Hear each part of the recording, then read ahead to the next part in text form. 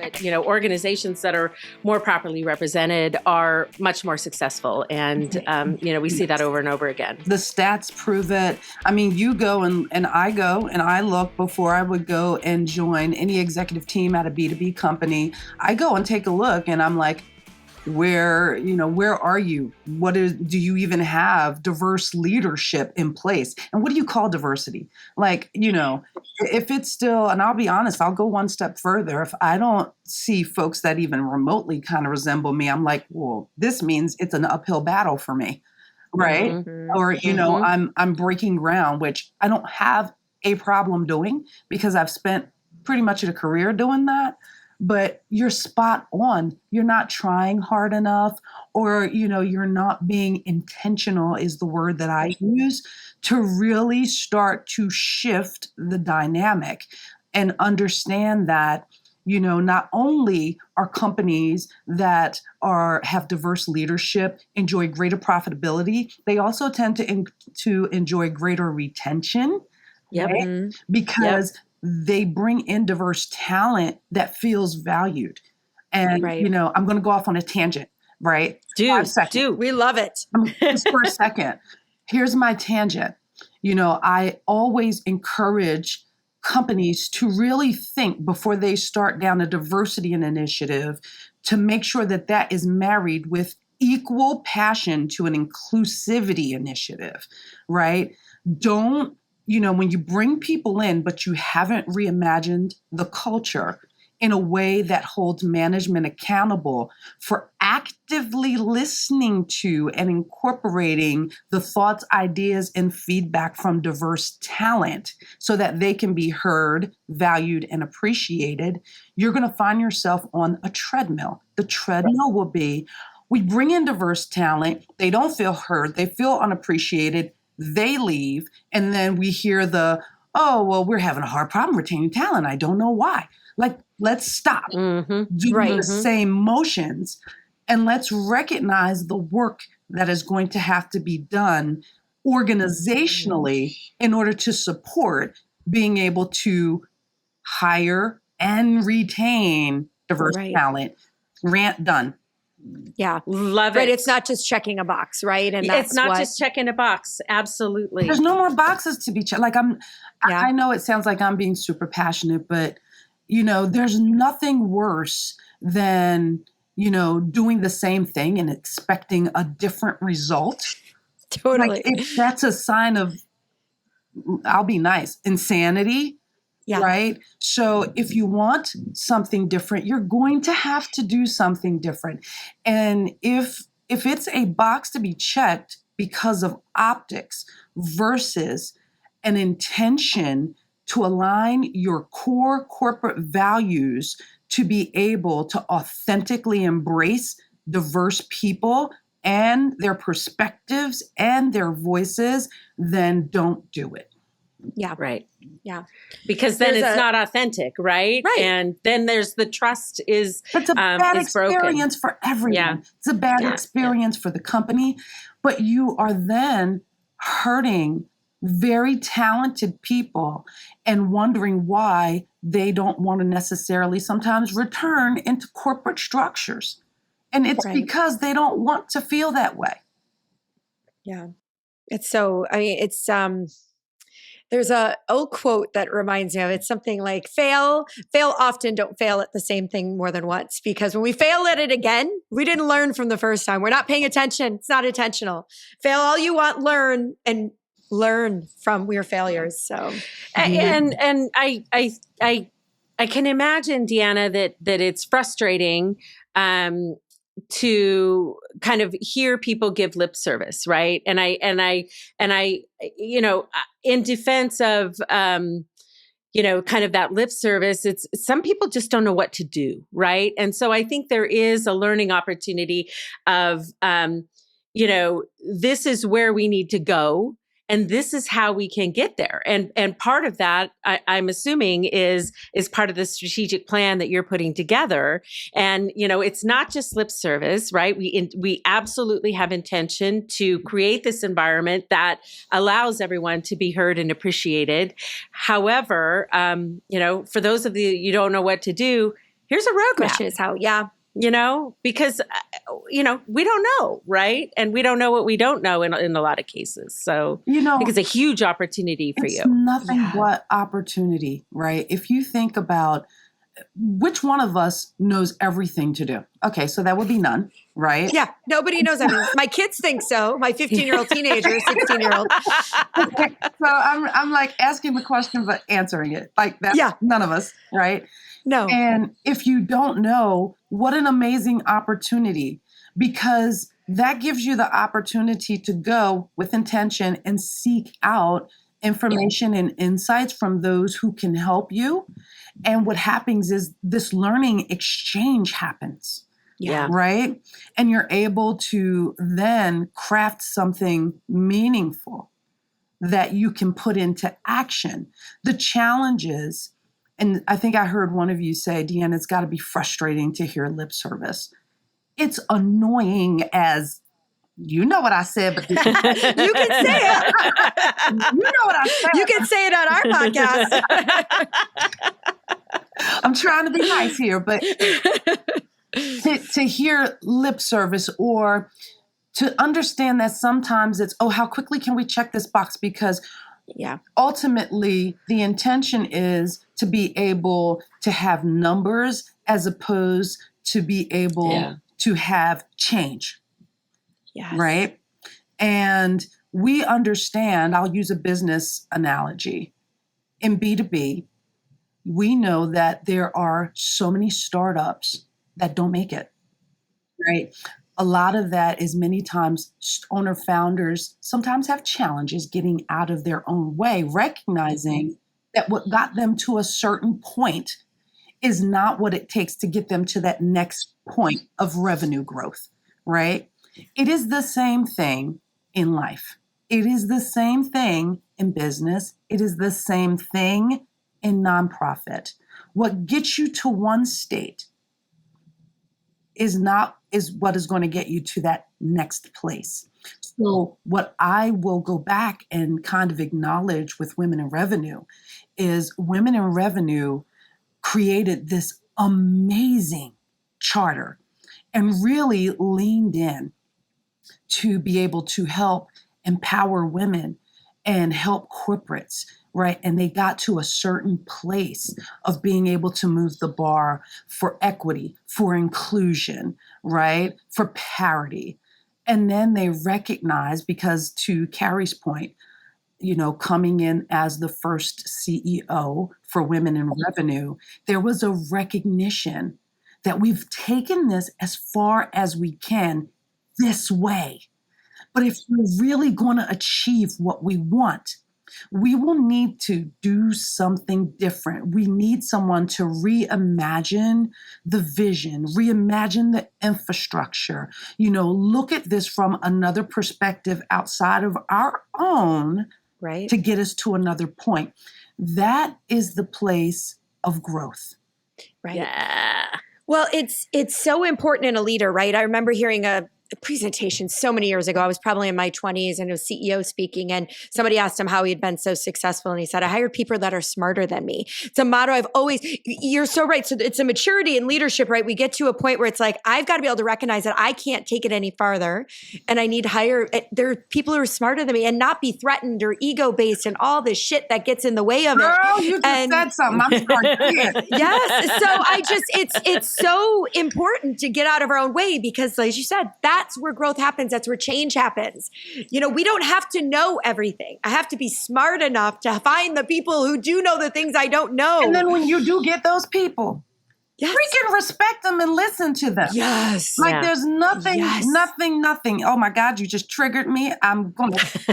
There's nothing worse than being brought in as a leader. And I've experienced it. And I'm not saying that here at Women in Revenue, but in other situations where, okay, you bring me in or you bring in any other leader because of their expertise, because of their perspective. And then you bring them in and then you want to tell them what to do. Yes. Well, what am I here for? Wait a minute. Right. And that is not, part of it is respect. Right. Right. And it's about moving past your fear of letting go, right? Like you have to let it go. So you have to trust that you made the right decision and put it in the hands of the person you hired because you saw something in them, and you've got to relinquish control. And I get it. It's hard when it's your baby. Like example of a startup, you got it here, but you might be the tech person. You don't know how to run a business, right? It's okay. You're the mind behind this, and growth still needs to happen there, but we can't all be everything. None of us are all of everything. And smart leaders hire people who fill in gaps for their weaknesses and trust them to be able to execute and to bring that peace to the board. And, when I've built teams, when I've built marketing teams, right, when I've aligned with sales teams and sales leaders, part of that is recognizing, listen, I don't need to know every detail of this. I brought you in for that, but I am a smart enough leader to listen and to understand how the pieces go together. And I can still provide, insight or be able to say, great, what barriers do you need removed? How can I move anything out of the way so that you can be successful? Smart enough to recognize that the success of the people that I bring in ultimately is my success. Yeah. Right. So I think what you're saying, Deanna, is that for organizations to achieve full inclusivity, they need to, kind of follow this idea of not just hiring for diversity, but hiring for this inclusion piece, and then trusting the people that they bring in to actually help make it happen. Which again, I think is the hard part, right? If it were easy, it would be easy, right? It is. And, I'm really big on, we keep talking about, and it sounds like I'm shifting gears, but I'm not. And what I'm going to mention is, we talk about hiring people in, we're hiring for diversity, and we're going to give you a seat at the table, right? But what's missing from an inclusivity perspective is you give me a seat at the table that's set in the particular way that you are accustomed to doing it. You put tape over my mouth and you tie me to the damn chair. Oh, did I say that? I'm sorry. Oh, yes. We like it. No. Tie me to the damn chair.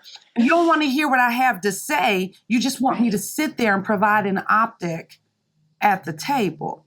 Right. And then you wonder why they're frustrated, why they're quiet in a meeting. And I think a lot of women can relate to being mansplained, right? There's nothing worse than you're sitting in a meeting and you say something and it's a terrible idea. 3 minutes later,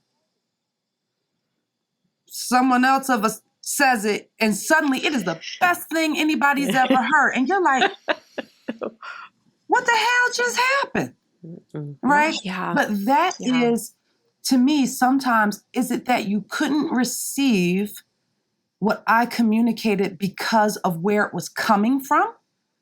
That means my voice, it's not that my voice isn't loud enough or that my presence isn't there. It's that your bias caused you not to be able to hear it because of where it came from. So now we've got to go and be a lot more intentional about removing unconscious bias, about, calling out management styles that don't recognize the input and the ideas of everyone that is sitting at that table.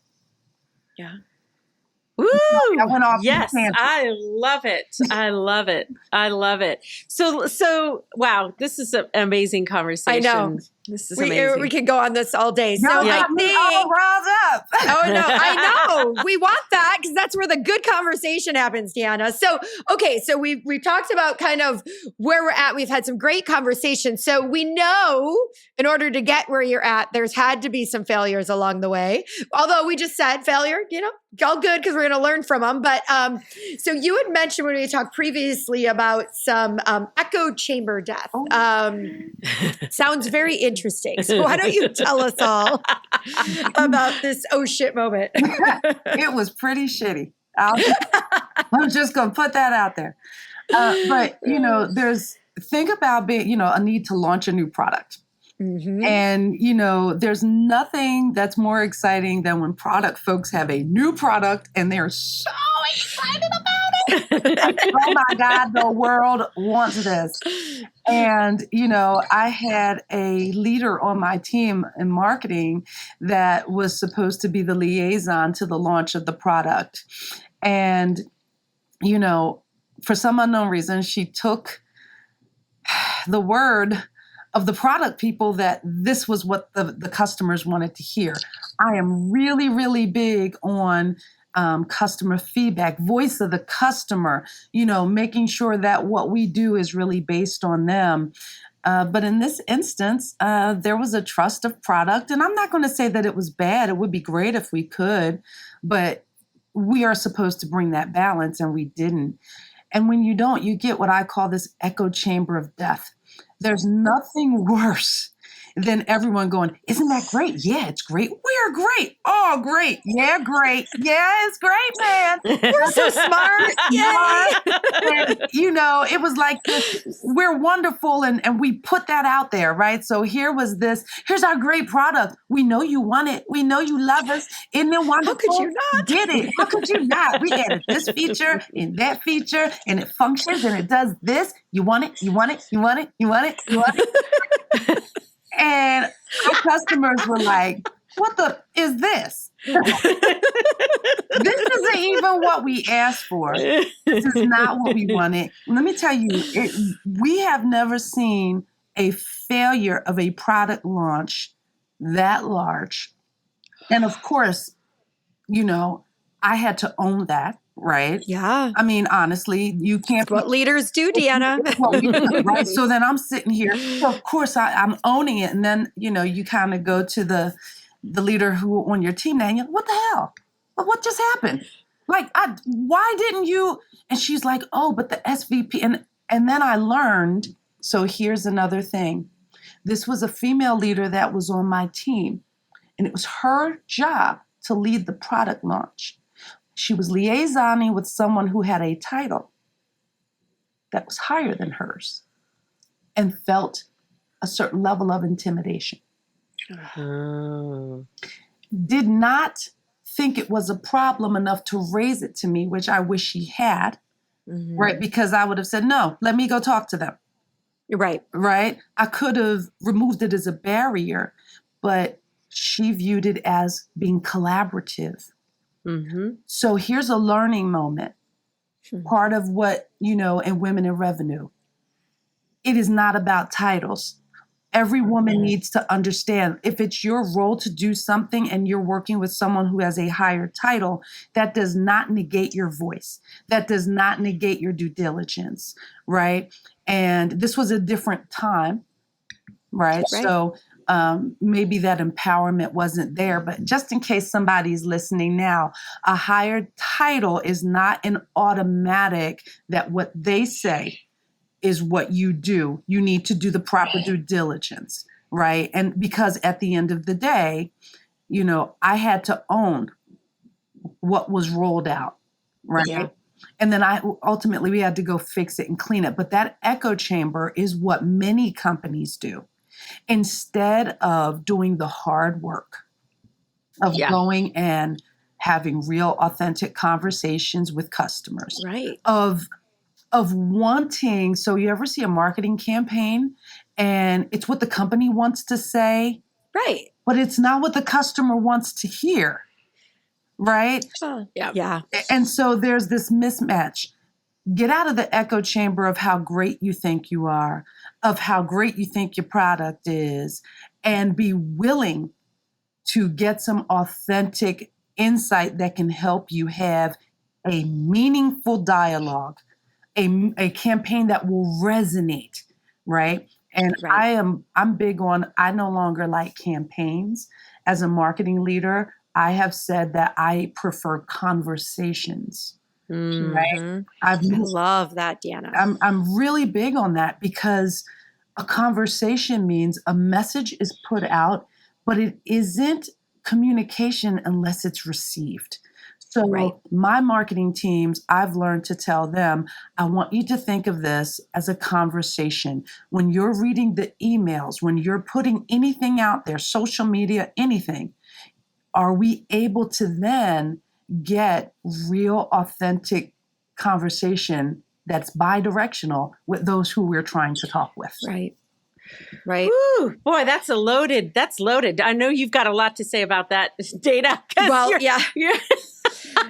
Well, the content side, Deanna, right? I look at content and I just like, I'm like, oh, we've got a lot of content for that campaign. And we look at it, and go, no, you have product brochures that nobody cares about. And it's amazing that we're still here. And I've probably said it 10 times throughout these podcasting, but I thought we'd be over it by now, right? I thought we'd move past the product, me content.